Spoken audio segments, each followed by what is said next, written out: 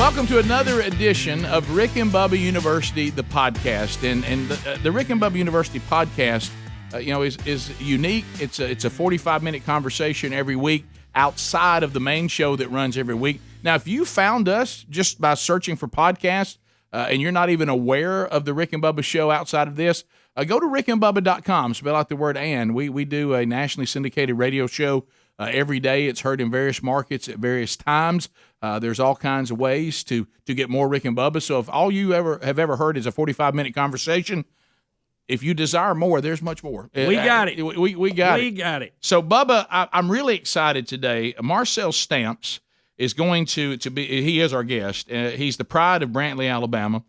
Played for the University of Alabama 2004 to 2008 at linebacker. And I did not even know that bare knuckle fighting existed. I knew about the MMA, and Marcel, does do mixed martial arts, but bare knuckle fighting is a real thing. And Marcel Stamps joins us. Marcel, welcome to Rick and Bubba University, the podcast. How you guys doing, man? Marcel, we're honored to have you. And yeah, we knew that there was a lot of different type of fighting out there. The MMA has obviously got very big now.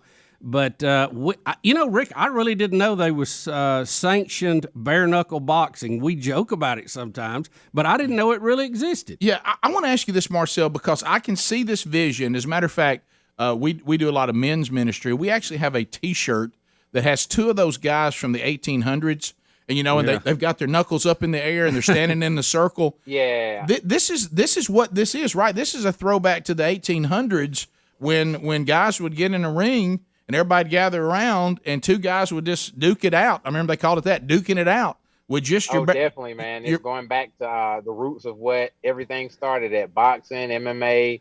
It all started with like you said, like the man on man, and just duke them up and just go at it. Marcel, help us to understand this, because we don't know the rules. When is a bout over? Do you have to knock somebody out, or how does this end? There's a few different ways. It can be ended by TKO, KO, just like boxing. The opponent can say that they don't want to go anymore. They can stop it if the cuts are too bad, where it's bleeding in some of the fighter's eyes too bad, or a cut's too bad. Just like any other sport, MMA. Like if you got a bad cut where they can't stop it, or if it's something broken, TKO, or just I think they count the punches pretty much like boxing. Well, Marcel, I'm looking right now because we can see you, for those of you that have the YouTube version of the podcast. And I got to tell you, the marks on your face, I don't see. You seem to have fared pretty well. Just when I said that, I lost your picture, like you didn't want me to see your face. But we just see Stamps' iPhone right now. You're back. There There you go. But, somebody was calling in, man. It's that time. Well, everybody knew you was going to be on Rick and Bubba the podcast. So, Marcel, you don't look like you have been cut up too much. Looks like you fared pretty well. You fared pretty well, because that's one of the things. I tell you what, when I got in this to fighting in itself, everybody said you have to pick your poison on what you want your bread and butter to be. I wanted my bread and butter to be striking. So striking is my thing. I'm a fighter, but I don't like to be touched. So I do a lot of the basic stuff over and over and over and over, fundamentals, to keep myself looking like this. Yeah, but because, Adler was talking about it, and he follows MMA, and I know that you do that as well. And he said, unlike boxing, those gloves are there. You can move your head, you can let them graze you. But when it's bare knuckle, you can get cut up pretty good. I mean, this and hurt your hand. Yeah, and there's that part of it too, not breaking your hand on somebody. So, what is the biggest difference about having to do bare knuckle versus MMA? The wonderful era is a lot bigger, I would say. Like you said, like you got those padded gloves with everything else, that protection. So people think that the gloves protect a little bit more, so they can throw a little bit harder, they can do a little bit different, movement and throw a little bit different. As far as with the bare knuckle, like the margin for error is so much bigger, because if you miss, there's so much more now that can happen. as far as with punching going. The only good thing is you don't have to worry about takedowns or kicks. Right. Well- So you cannot kick like you could in MMA. This is like boxing just without the gloves. Yeah, it's pretty much boxing without the gloves. The only thing different is because not having the gloves on, you can clinch. So now you can use one hand to clinch, whereas in boxing you really can't clinch because you have the gloves on, so you really can't hold the head. So you're saying you can hang on to them in this? Yeah, you can actually clinch. You can hold on to them. The ref will block, like they'll end up breaking them up just like boxing. But yeah, you can clinch. When did you first see this and say, "Hey, I think that's for me"? It kind of came to me, man. I did MMA. I used to fight 170. I couldn't get anybody to fight me at 170 because I was so big. I went to 85. I started knocking everybody out, so nobody really wanted to fight me at 85. Opportunity came where I could fight Kendall Grove, which was a UFC guy. And I was like, hey, why not? Nobody else will fight me. So I tried it, knocked him out. The rest is history. Yeah, so they when they saw you knock, because you had a knockout in the very first time, like say that you went at it.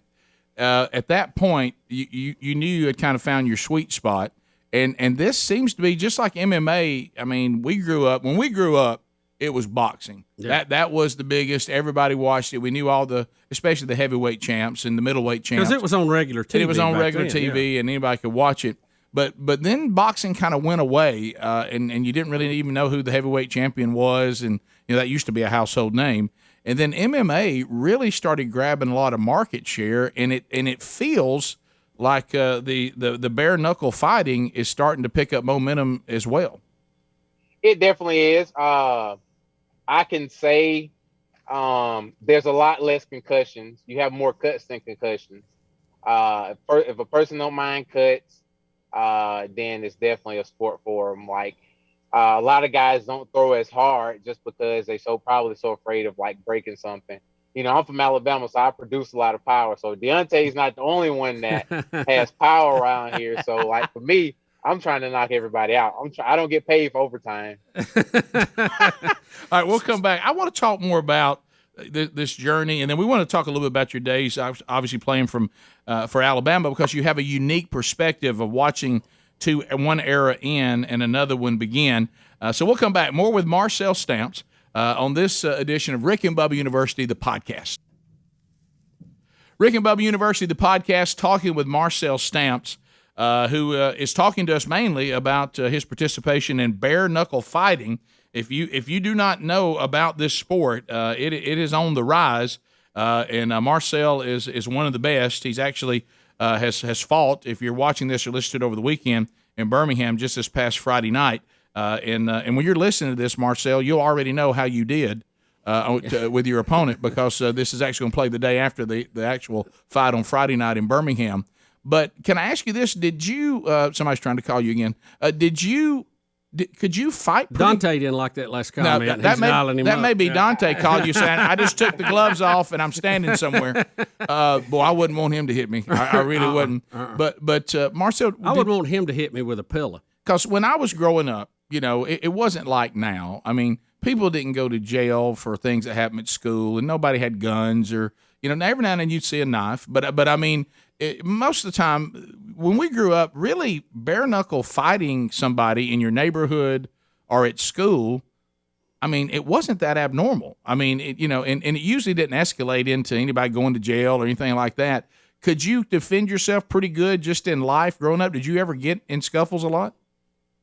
I did kind of, but with me with playing sports, that was one of those things that kind of frowned upon. We had to always like try to walk a different way than just everybody else. So I did up until, I guess, like when I first actually, grew up, until probably about 13, 14. I used to fight all my cousins and the neighbors and stuff like that. So definitely done a lot of fighting. I never thought that I would get into fighting because like I was, I fought so much when I was younger. But then, like I said, as I got older, kind of got out of it and kind of wanted to do more sports. Marcel, let's flash back a little bit, as Rick had mentioned earlier, because you probably have a very unique perspective on this. Your time playing for Alabama in Tuscaloosa. You were there at the end of the Mike Shula run and the beginning of the Nick Saban run. Talk a little bit about the difference in those two and how Coach Saban maybe influenced you after football. Man, it was night and day. Not taking anything from Coach Shula, but I don't think that as being a head coach, the aspect and the way that both of them looked at the game was totally different. I thought Coach Shula was a lot more lenient of trying to be more, befriend with the players, whereas Saban, it was more of a business. If you don't perform, you don't, do what you need to do, then the next person is going to step in. I'm not going to beg you to do anything. I'm not going to keep asking you over and over and over. It's attention to details, do what you need to do. So it was definitely night and day different. I remember when Coach Saban came in, the first time he came in, when he was telling everybody to buy into the program, we still had that Shula era of, Simeon, Tim, Rolando McClain, all those guys like that. He was telling us to buy into the program. And I remember when we went in to do mat drills during the springtime, he brought everybody in there and he let everybody know, hey, there's a bunch of Indians out here, but I'm the only chief that's going to be doing anything around here. And I remember him having garbage cans around the inside facility. And guys that was on scholarship, it was so hard that guys on scholarship were just running out and, come the next day, wouldn't even see them like in their locker just because it was so hard. And the way that I think the biggest thing was his expectations, man. They were so high and he demanded so much that a lot of the guys that was in the Shula era were so used to a lot being handed to us that, the whole transition was a lot different. So as you can see, with the trail that he's left so far. So let me ask you this, Marcel, kind of expanding on that. What we were told, and you were there, so you know the truth of this, is that Shula had come from a father who coached in the NFL. He'd always been around the NFL, and he didn't seem, even though he'd played college football, obviously, for Alabama, he seemed to try to run a college program like a professional program, meaning you should be self-motivated. You need to treat this like a job. And as you said, he was a little more laid back. Was that accurate? Did it feel more like he was trying to? It was. Yeah. I think he's more of a position-specific coach instead of all around, like, kind of like Saban. Saban lets everybody know that, from, the general manager to the coaches to the players, that everybody has to be on the same court as his, or, then he don't want to deal with it at all. It's either his way or no way at all. Whereas, like I said, Shula was, like you was just saying, more of a pleaser, trying to please everybody. Yeah, we've heard this about the process with Saban, and we also heard that when he got there, because of that high standard, and you saw it, that he made it pretty clear that just because you're at Alabama before I got here, you may not meet my standard, and you need to find somewhere else to play. Did he immediately go into that mode of, I'm going to find the guys that play the way I want them to play? So I don't care how long you've been here. Some of y'all can't play. Definitely. Yeah. He was there to weed out the ones that felt like they supposed to be there and not earn being there. Because when he came there, he didn't know anybody that was there besides some of the guys that he recruited before he went to Miami. But other than that, like, he really didn't care. Everybody in his position, the way he looked at it, everybody was at ground zero. There wasn't anybody that was higher than the other. So everybody had to prove themselves to get a position, which that's exactly how he treated it. It is funny, the different approaches, because it seems like you were talking about, Rick, Mike's approach to this was more of the pro approach, and really what appears to work maybe better in the pros versus Coach Saban's approach, which was a little more military in its alignment and seems to work better in college, but maybe not in the pros. Yeah, I mean, because I think the age different. I believe that men at the age you're at when you're in college, and I'm using the word men loosely. We're not. We've all been there. We're probably not quite men yet. We're aspiring men. That when we're that young, we do need more of the authoritative it's my way or no way approach, because we seem to respond to that. Now, once we become grown men and we're getting paid more than you are to play the game, it's a different environment. And I think that may be, to your point, Bubba, why Saban was not as successful in the NFL. Definitely. Yeah. I think that Saban is more of a person that wants to actually mold, like you said, a young man into being better characters overall. And I think he had that same mentality when he went into NFL, because a lot of those guys that was in NFL was guys that was up under him when he was in college. Mm-hmm. So he still probably had that same approach where those guys were getting paid just as much as he was getting paid. So at that aspect, they just thinking like, why do I need to listen to what you're saying? Because my job's on the line too. Whereas where at Bama, he's more of molding, and not just for, sports related. People don't realize how much he actually, have attention to detail as far as with going to classes, making sure that, these guys get their degree. So I think he's definitely more of a better coach just for molding the men to be better men. Yeah, and so you're not surprised you look at the state of the program right now. The success. So you're not surprised. Nah, it's a success, he's saying. Nah, not at all. Yeah. I actually wish I could have been there a little bit later, because it's just crazy. Like, just with the 2 years I had with him, the things that I picked up, and for the person that I am now, a lot of the things that I've that was instilled in me come from his mindset of thinking. Well, we're going to come back and talk more about that, because I want to ask how that now applies to what you're doing now. When Rick and Bubba University, the podcast continues. All right, so Bubba, this is really more even your area than mine, but I understand that you hope you don't get in a situation that's catastrophic, but we still need to be prepared. And I know now more than ever, you and I do the show every week. We do it every day, and we have people saying, "What do you think? Where do you think we're headed in this country? What do you think is going to happen?"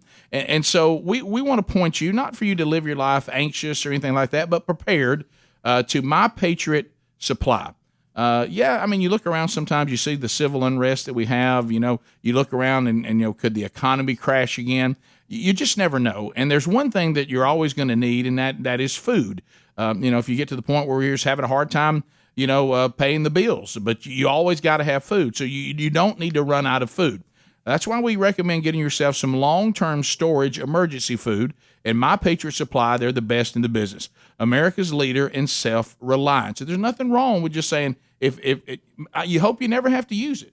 But if you have to use it, you got it. And this very special food lasts up to 25 years in storage. So it's there if you were to ever need it. The kind of the way we look at insurance. What about an insurance policy that you can eat if you need to? Right now, you can save $50 off their 4-week supply of delicious meals. They give you 2,000 calories a day, and that's what you're going to need, to survive. Saving $50 is kind of hard to pass up, so don't. Go to Prepare with rickandbubba.com and stock up. That's Prepare with rickandbubba.com. And you know what? There's no time to lose. Go ahead and do it now. Then you have peace of mind. Welcome back to Rick and Bubba University, the podcast. Our guest is Marcel Stamps. Marcel, let me ask you this. We were talking about the transition from the Shula era to the Saban era. In those 2 years you played with Coach Saban, was there a game or a point in the season on the field where you went, hey, this is working. This is a new day. Things are changing. Was there a point where you remember thinking, hey, this is a new deal? Yeah, that's pretty much when he stepped in there and started to demand way more. So I'm not saying Shula didn't demand a lot, but when Coach Saban came there, man, it was strict. A lot of things were strict. We had curfews. We had, constantly had people come into our classes, making sure we was on, time for classes. If you missed them, you have to run. If you missed your meetings, you have to run. If you missed class, you had to run. If you wasn't on time, you had to run. So, just his mindset when he got there, definitely, I knew, I was like, this is definitely, 360 turn from everything that I was used to. So let's talk about how that applies to what you're doing now. I mean, we say this all the time. I certainly believe there's great men in society that never played football, right, however, or participated in sports. But there's a lot of things that sports teach those of us that have played that stay with us for the rest of our life, and we apply those things to our work. So, do you think did Saban play a role? Were you already self-motivated, or did he play a role? Because obviously, what you're doing now requires tremendous discipline. So, have you applied some of the things that you learned when you did play for Saban to the work ethic of what you do now? Definitely. The discipline, timing,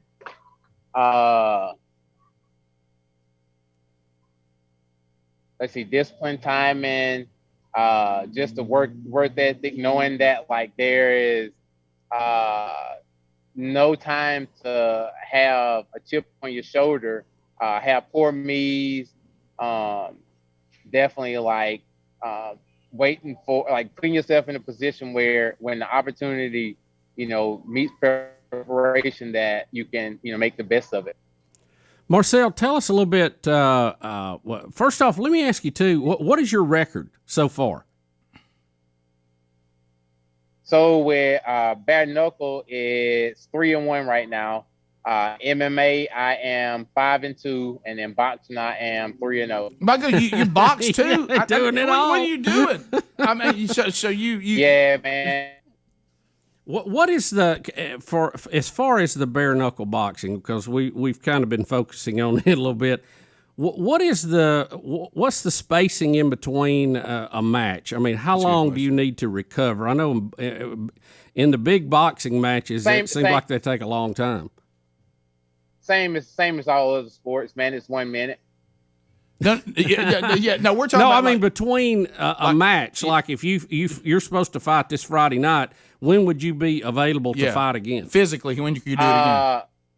Man, as long as there's no bad cuts, no crazy injuries, just like MMA, boxing, I'll fight right behind it. They normally give you a 30-day suspension, even with any sport. They give you a 30-day suspension for just medical purposes. So usually it's a month. What? So you do MMA, you do boxing, traditional boxing. You do now bare knuckle boxing or fighting, because it is fighting. But so which one does Marcel like to do? I mean, you say this is the one I like. This is the one I prefer the most. Do you have a favorite? It will probably be bare knuckle, because with MMA, I have to train so many different aspects. I got to do boxing, I got to do wrestling, I got to do jiu-jitsu, I got to do judo, I got to do Muay Thai. With the bare knuckle, is just striking, and then it's 2-minute rounds. When I do MMA, it's 5-minute rounds. Hey, yeah, and I guess I heard you talking to Adler before we started the podcast. When you saw that leg get snapped, in that MMA fight, just man, I mean, does that kind of stuff, does it affect you mentally, or do you know that's the case? It don't, man. Mm-hmm. That's one of those things that's a part of the sport. I've broken my hand. I've tore tendons in my foot. Dislocated my rib. That's just part of the sport, man. So how long does a normal bare knuckle boxing match last? I mean, how many? You said you go in rounds, but I mean, are they over quicker? 10 minutes. 10 minutes. And Abner was telling me in the bare knuckle they usually don't go 10 minutes. A lot of them can be, because it happens pretty quick sometimes, doesn't it? Yeah, sometimes it's one of those things, man. It doesn't. It's like I said, it's a big window to make a small error, so it don't take much to put somebody out. So let's take boxing now, because I know the MMA, because it has all the other moves, that's pretty obvious. But if I'm boxing versus bare knuckle, I got the gloves on versus bare knuckle. And bare knuckle, and I'm sorry I'm not as familiar with it, but now I want to see it. Am I throwing combinations and all like I do in boxing, or am I just trying to brawl? Same thing with you got guys who want to brawl, you got guys who want to box. It's just the preference of the actual fighter, just like with boxing. Boxing, you got guys that want to sit there and point a person down, and you got to fight guys that's what's the guy that fought Floyd? That was just like straight down the middle and just Yep. want to brawl.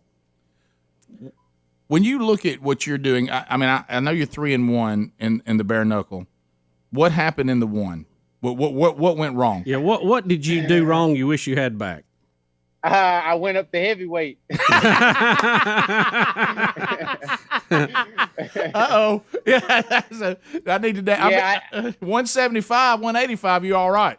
So Yeah, Marcel, I didn't have enough rocks in my pocket. Actually, I broke my hand in the first round. So I actually won. I won the first 3 rounds. I broke my hand the first round, but the guy just kept coming, being a heavyweight. And like by the 4th round, I just told him, I was like, I can't go anymore. My hands broken. I can't do it. yeah. So Okay. that was my one. My one was from fighting the heavyweight. A lot of people don't even know that. So yeah, and for me to even want to hear something funny, so I was actually 204 pounds. So I was under the heavyweight mark.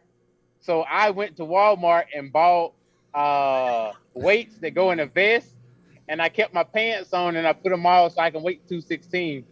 No, you did not. So now we're telling everything on Rick and Bubba University. So you didn't even weigh what you needed to weigh. I didn't even weigh. He was probably about 50 pounds, 60 pounds heavier than me. Well, you had to know. You wanted to know what that heavyweight would be like. And you say the biggest difference was you broke your hand. Did you break it on his head? What did you break it in?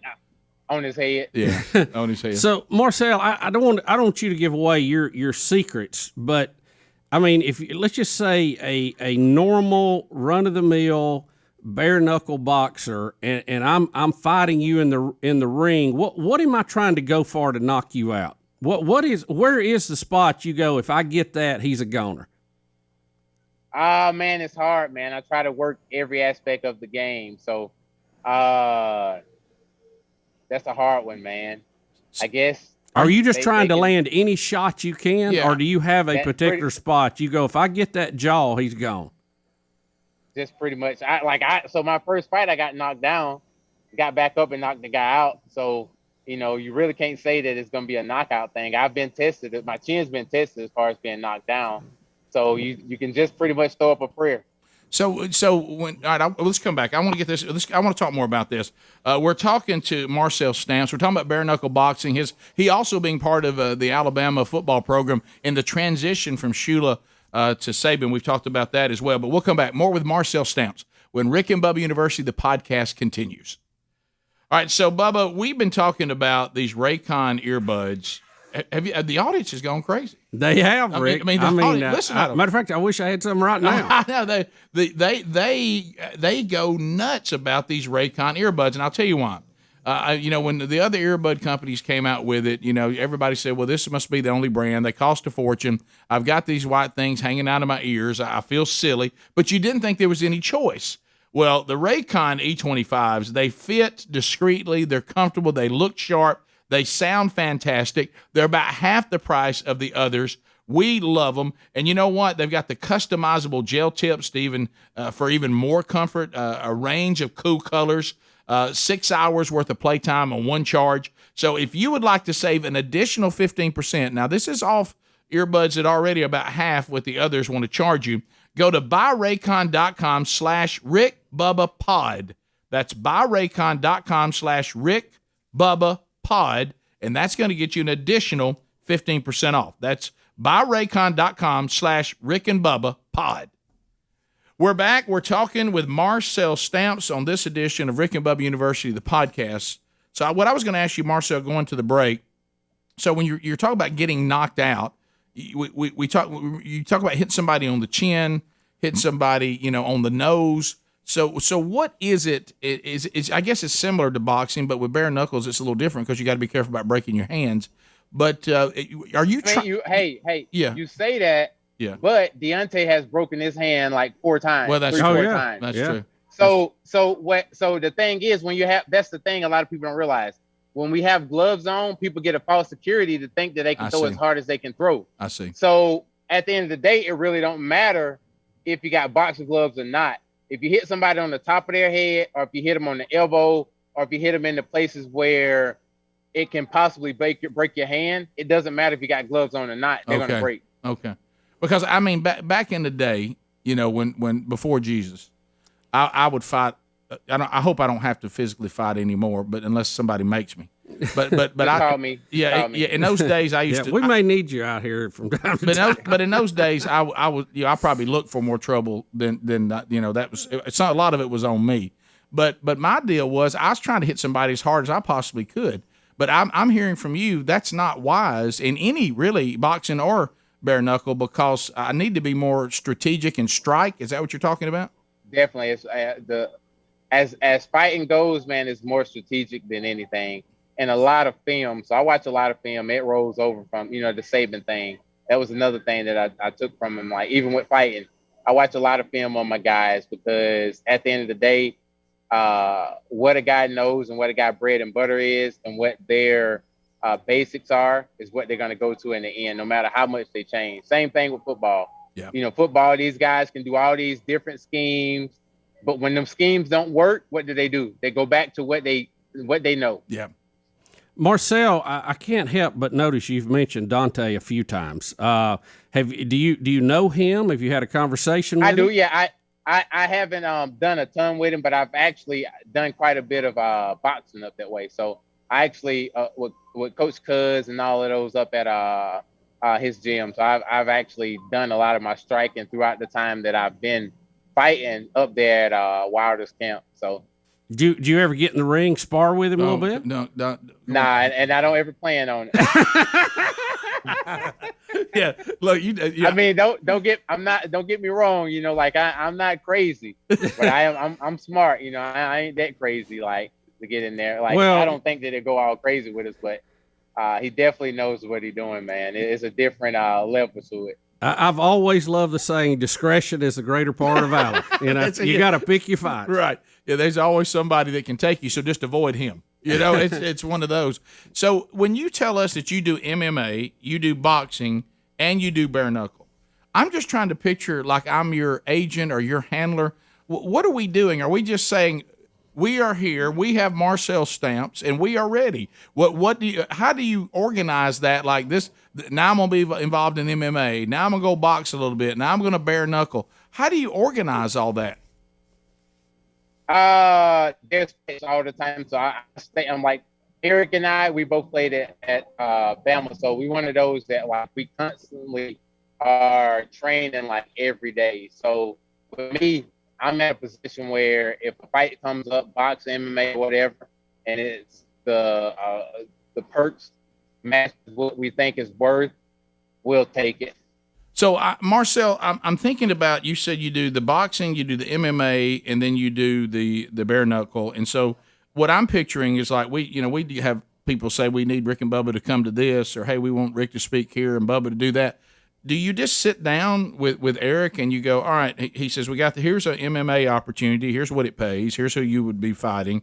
Over here, we've got a boxing opportunity. Here's a bare knuckle opportunity. And you just kind of sit down and look at the best opportunities and pick. Is that how it works? Well, right now I've been doing a lot of bare knuckle. So it's kind of like when they got stuff scheduled, if I'm not busy, then I'll, like if something come up, like say like boxing, they have boxing all the time. People get hurt. Get injured, and they're like, hey, we need to fill in, it's this much if the person come in to fight. Like, so I pick up a lot of fights like that, people have got hurt throughout camp and they're trying to find somebody else to fill in. But I don't have a specific just because I'm training everything throughout like the whole year. Marcel, let's talk about the weight cuts and that. How tall are you and how much do you weigh now? I am 6'3", and I used to walk around about 200 at the most, 205. So, but you usually fight, looking at your bio and everything here, 175, 185? Yeah, I used to fight between 175. So when I train all the time, I'm walking around about 195. So I usually cut down to like 185. 85 is my normal fight. So how do you lose that weight for that? How do you prepare for that? Like a wrestler, man. Water load, blow your body up, and then just when I diet and I eat right, I actually drop probably about 10 pounds, and then I'll have like maybe 7-8 pounds of water that I'll lose. But I just pretty much diet and eat right. So, well, there it is again. Eating good food and exercising, because I know, I had at one time just trying to work on some cardio. The guy that was working with me said, let's do a little boxing. And I wasn't doing anything but throwing combinations. Yeah, you get tired quick. Wasn't nobody hitting me back. I was just throwing combinations. And I wasn't even doing a lot of footwork. No, and I remember him asking me, he said, how long do you think you've been throwing combinations? I said, man, I've probably been at it 2 minutes. He said, you've been at it 30 seconds. And I was like, 30 seconds? And he said, now imagine somebody hitting you back. So I know the kind of shape you got to be in to box. Same thing for MMA and the bare knuckle. Is it all just, you have to be in tremendous shape because it takes so much out of you. Definitely, man. And you have to be pretty smart at what you do. So you got to know how to utilize those punches. See, when you was punching without a purpose. So you was just punching. Mm-hmm. So, when it comes to that, you got to have a purpose, and you got to know why you're doing what you're doing, and the consequences, or good or bad for what you're doing. So that, and then learning how to control your heart rate, learning how to control your adrenaline and stuff like that. Yeah, because I it can get away from you really, really quick, especially when I went over and started. When I had to go over, it's one thing to throw at the pads, right? But when I take you over to the bag, and that bag, and finally the trainer said, "Look, that thing is just drawing all your energy out. Be quick, man. You just concentrate more on being quicker than how hard you can hit this thing." Because he said that's sucking the energy out of it. It does, yeah. Trying to throw a lot of power and not having good footwork, and like I said, just power in itself burns you out fast. When you were talking about controlling your adrenaline, what do you mean? Do you mean getting too excited before a match, or at a point, or how does that play out? What's that look like? Even during the match, like some people, you get in a bad position, and naturally, bad thoughts goes in your mind. So when that happens, your adrenaline goes up, and not knowing how to control that, it depletes your energy faster. So you got to stay comfortable and rely on your technique and your skills to know that, okay, if I'm in a bad position, I'm not going to panic. When you panic, everybody know when you panic, everything shoots up, anxiety, and then that's your adrenaline, and then you have a dump. So just learning how to control that. How much sleep you get? I would think that sleep's important. So you got to sleep, right? Oh yeah, I try to get 8 hours minimum at least. So let's talk about you. Marcel Stamps has played linebacker in the SEC. That's not a small accomplishment.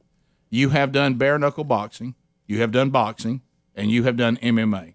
Which one was the most difficult on you as a person? The hardest one to do?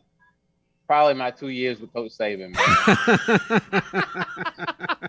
Yeah, so he said that was quite an accomplishment to come through that, wasn't it? It was, man. It was mentally it was definitely an aspect that I had to really work really hard to try to transition into, because we worked from 5 o'clock that morning until 12 o'clock the next night, because we still had study hall. We got up at 5:30 in the morning to do mat drills. Then we have classes from 8 o'clock to 12, but then in between you had to find time to come up and do specific workouts with your position. Then you had to be back up there at 3 o'clock. 3 o'clock we would work out at 3 o'clock, do film study for an hour and a half, then go practice, go back to the study hall for almost 4 or 5 hours before you had to go to sleep, wake up, do the same thing again every day. Yeah, my oldest son played in the SEC, and I really believe, and it amazes me, the players that do get in trouble, because somebody said, well, it seems like Blake really knows how to behave. I said, look, I'd like to say that our son does everything the right way. I hope he does. But honestly, I see a schedule. I don't think he has time to get into trouble. So how did these people get into trouble? Where do they find the time? Man, I don't know, because I was trying to get a little sleep when I could. You just want to lay down. Marcel, you were talking about, you have to stay in shape because, like you said, you never know when the phones are going to ring. You could fill in. What is a workout? You're 32 years old now. What does a daily workout look like for you? Man, I get up every morning. Same thing like football. Like it's programmed in me that I automatically get up at 5:30 in the morning. I've been like that. I can go to sleep at like 4:30, and then I got that internal program that I'm getting up at 5:30 every day. So I used to get up at 5:30. I actually train 2 doctors in the morning, so I train them, personal train them at their house, and then I'll do that to like 6:30, and then I'll go work out from 7 o'clock to about 8:30, and then I got 2 other guys that I go train at 8:30, so I'll train them from 9 o'clock to 10 o'clock, and I got one other lady that I train from 10 o'clock to 11, and then I'll come back and train at 11:30, from 11:30 to like 1, go home, come back and help do classes at Gracie Baja, and then I'll train again at 5 o'clock that night, and then I'll go home and back to it again. Well, no wonder you sleep so good. I mean, I would sleep good too. I mean, you see, when we started talking, when you spent your time, and you seem to be a little bit familiar with the show. Were you familiar with the Rick and Bubba show before you came? I was, man. You know what, man? I listen to you guys all the time because y'all have me rolling on and laughing about the funniest stuff all the time. So, like, I definitely, yeah. Yeah, so we appreciate that. Yeah, we appreciate that. So we've been at it a long time. So there's a long time. Yeah, yes. I enjoy you guys. Well, thank you for that. So I appreciate. I feel like my alarm clock, bare knuckle box, is me when it goes off at 3:30. Yeah. Well, hey, yeah. I mean, it kept right between the eyes. Can you imagine? I'm thinking about these people that he personal trains. Oh, I know. Can you imagine who's your personal trainer? Marcel Stamps. Are you serious? Oh, gosh. So you don't try to make them do what you do. I mean, tell me you have. It's got to be people. age adjusted. Come on, man. Right? You can't do. You got to know what we can and can't do. It is, but I also like just pipe it down just a little bit. But like they still do a lot of stuff that I do. It's just not as intense. Yeah, well, I mean, you because us older people, if we get hurt, we can't go back next week. We don't heal quick. Yeah, don't hurt us. I mean, just we need to get our heart beat. We need to sweat a little bit. I mean, I don't have to go fight anybody bare knuckle. And now I don't get that intense with them, but they like the ones that want to do weight loss and the ones that want to tone up or just want to be healthy and like fit. Like I just design programs specifically for them. Yeah. So we got about 40 seconds left. What speaking of that, what do you eat? What do you try to do? I'm not talking about cheat. Do you even have cheat days? What do you normally eat? When I'm not fighting, I eat whatever I want to eat. Really? I train so much that it just goes off, man. But when I get ready to fight, I actually drop down and actually get more like into my diet and make sure that I'm more strict. But when I'm not, I just go ahead and enjoy myself, man. I train so much that like I burn so many calories a day. Yeah. So he means he likes milkshakes too. That's right. Yeah, that's right. So, but you would lean meats and vegetables when you get down to training. When I get ready to cut weight and put in there, I get a lot of like lean meats, proteins. I eat a lot of fats because I burn it off, stuff like that. Good fat. Well, look, we want to consider you on the Rick and Bubba security team. So, you are the Rick and Bubba security team. We may call you for another gig if you're interested. Perfect. I love it. Marcel, thank you so much, man. This has been a blast. And continued success to you, man. Marcel Stamps, thanks for being with us, and thank you for joining us for this edition of Rick and Bubba University, the podcast.